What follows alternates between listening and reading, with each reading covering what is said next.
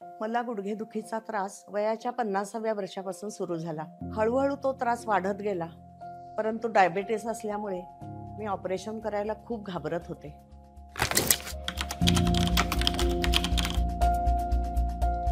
मी सौ ज्योतिप्रकाश कस्तुरे. माझे वय 68 वर्ष आहे. त्रास असह्य होऊ लागल्यावर मी रांका हॉस्पिटल मुकुंदनगर पुणे इथे तपासणीसाठी आले. डॉक्टरांनी मला दोन्ही गुडघ्याचे टोटल नी रिप्लेसमेंटचे ऑपरेशन करावे लागेल असा सल्ला दिला. माझ्या सगळ्या शंकांचे त्यांनी निरसन केले आणि काळजी करू नका, सगळे व्यवस्थित होईल असा धीरही दिला.